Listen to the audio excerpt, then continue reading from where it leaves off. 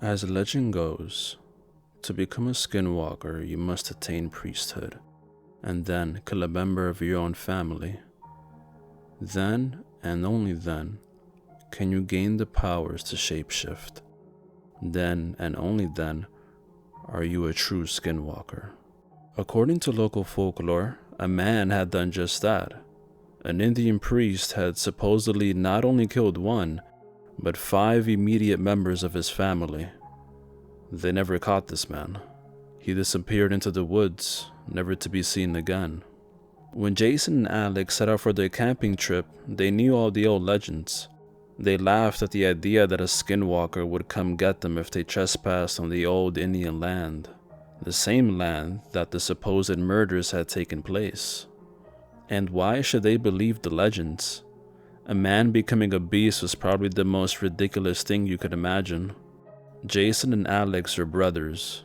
They spent their entire lives together until Jason had gotten married. Then Jason moved away and started a family. But not Alex.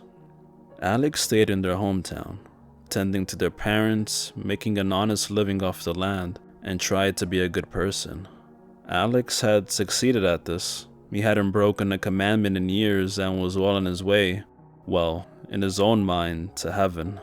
3 years had passed between their last get-together, and 3 more might have passed if Alex didn't insist on a camping trip. But insist he did, and there they were. It was getting dark, and the 2 of them were laying out under the stars. They were deep in the woods, and they had no GPS or map, but they knew the path back from where they were. They had gone there as kids. Never know. Huh? Alex replied. He only caught bits and pieces sometimes. We can never let Dan know, Jason reiterated. Know what? That we stayed on the old Indian land past dark. We promised him as kids, and I wouldn't want to upset him now. He's getting pretty close to dead.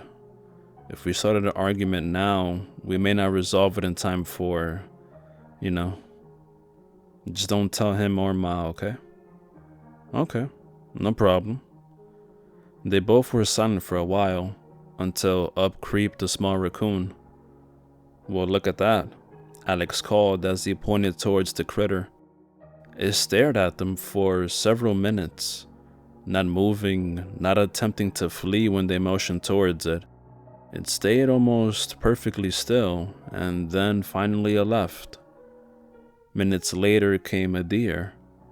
Again, the creature stayed and watched them. Unwavering determination glared in its eyes. For about 2 hours, the duo was kept awake as every animal they knew to live in the forest, and some they were almost sure didn't inhabit the area, came to gaze upon them. The final animal was a gray wolf. It slowly moved towards them, and when it was 5 feet away, it stopped. Don't move, don't panic. I think it'll go, Jason assured Alex. The wolf slowly stood up onto its hind legs, and then its limbs began to contort and pop.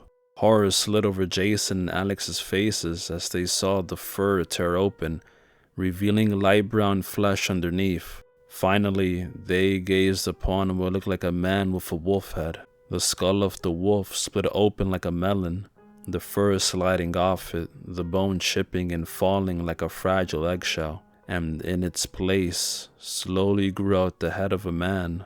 The man now stood before the paralyzed brothers, and they couldn't seem to move. This is my land, said the man with an almost supernatural smile. Now, mister, I'm gonna have to ask you to... Alex trailed off. Get the fuck away from us, Jason said as fiercely as he could. The man began to laugh, and as he continued to laugh, the pitch changed.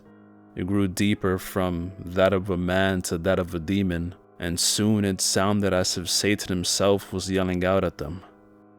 The man's skin grew black as coal, and his eyes yellow like a cat's. His demonic laughter echoed through the forest as he drew closer and closer.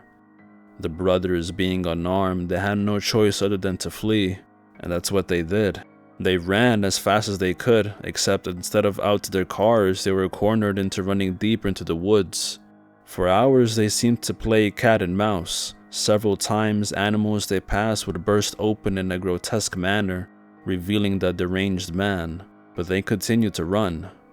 Finally reaching a cabin, they ducked inside. They were filled with fear, and the brothers felt that leaving the cabin would end in their deaths. What they found in the cabin made them regret their ignorance on legends, for in the main bedroom of the cabin was corpses, at least 100 of them. Every animal they had seen that night was there, along with some larger bodies, some human bodies. It was then that the man burst into the room, except he was once more a wolf. In his deep voice he snickered out, "Welcome home." The following week, the authorities found the cabin during the search for Jason and Alex. Both brothers' faces looked as if they were eaten by an animal of some sort.